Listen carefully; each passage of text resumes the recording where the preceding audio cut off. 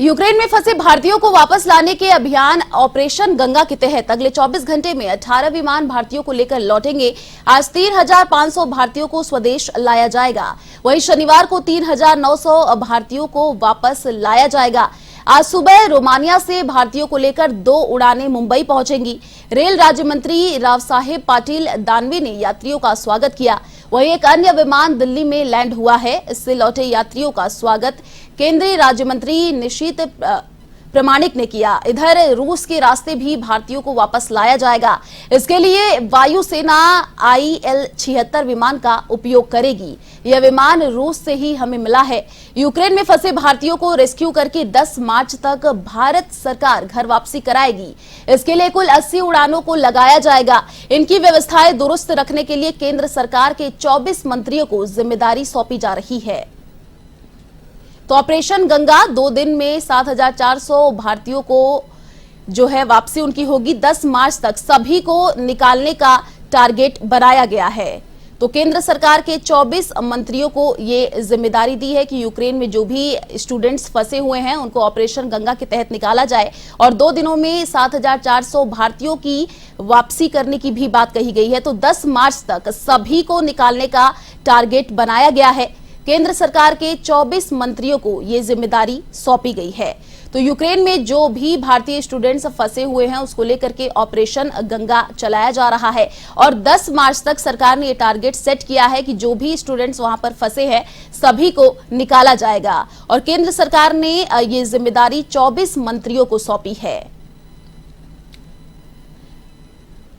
तो 10 मार्च तक सभी को निकालने का टारगेट बनाया गया है।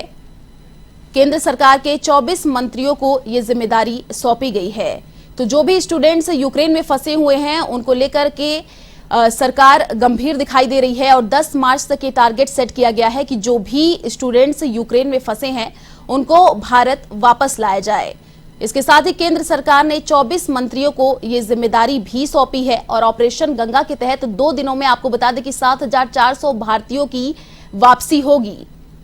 तो 10 मार्च तक सभी को निकालने का टारगेट बनाया गया है। यूक्रेन में जो भी भारतीय स्टूडेंट्स फंसे हुए हैं उनको लेकर के सरकार गंभीर नजर आ रही है। लगातार कोशिशें की जा रही है कि उनको यूक्रेन से बाहर निकाला जाए और इसी को लेकर केंद्र सरकार ने एक अहम फैसला लिया है। आपको बता दें कि 10 मार्च तक जो भी यूक्रेन में स्टूडेंट्स फंसे हुए हैं उनको निकालने की टारगेट सेट किया गया है। और इसी खबर पर अधिक जानकारी के लिए संवाददाता ज्योति सिंह हमारे साथ फोन लाइन पर जुड़ चुकी हैं। जी ज्योति, देखिए यूक्रेन में जितने भी स्टूडेंट्स फंसे हुए हैं उनको निकालने के लिए लगातार केंद्र सरकार कोशिश कर रही है और 10 मार्च तक ये टारगेट सेट किया गया है कि जितने भी बच्चे यूक्रेन में फंसे हैं उनको वापसी कराई जाएगी भारत में।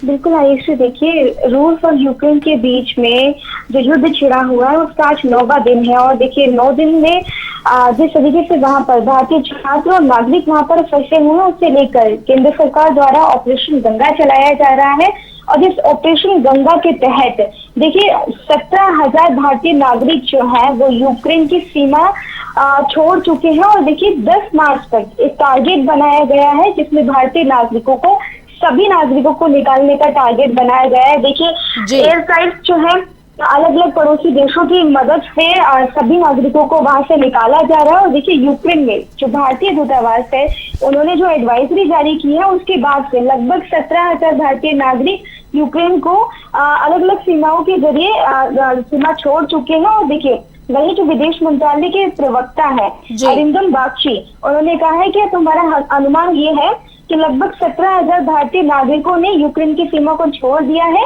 और कीव और दूतावास में भारतीय नागरिकों द्वारा सीमा पार करने की सुविधा के लिए एक अस्थायी कार्यालय भी स्थापित किया गया है ताकि भारतीय छात्रों को नागरिकों को किसी भी तरीके की कोई परेशानी का सामना न करना पड़े। और देखिए जो बच्चे आ रहे हैं उनमें काफी एक जो खुशी की लहर है वो देखने को मिल रही है। और केंद्रीय मंत्रियों की बात करें तो 24 मंत्रियों को ये जिम्मा दिया गया है ताकि सुरक्षित भारतीय नागरिकों को वहां से निकाला जाए और भारत वापस लाना भारतीय के सामर्थ्य और प्रधानमंत्री नरेंद्र मोदी के संकल्प का एक ये सबूत है कि इतनी बड़ी संख्या में युद्ध के बारूदी ढेर से नागरिकों को वापस लाया जा रहा है और देखिए ये एक बहुत अच्छी पहल की गई है ऑपरेशन गंगा के तहत कि इतनी बड़ी संख्या में नागरिकों को वहां से युद्धग्रस्त क्षेत्र से निकाल के वापस यहाँ लाना है। तो देखिए अब ये देखना होगा कि जो 10 मार्च तक का टारगेट दिया गया है और रोजाना हजारों की संख्या में फ्लाइट के जरिए भारतीय नागरिक वापस वतन वापसी कर रहे हैं। तो ऐसे में जो ये 10 मार्च तक का टारगेट रखा गया है,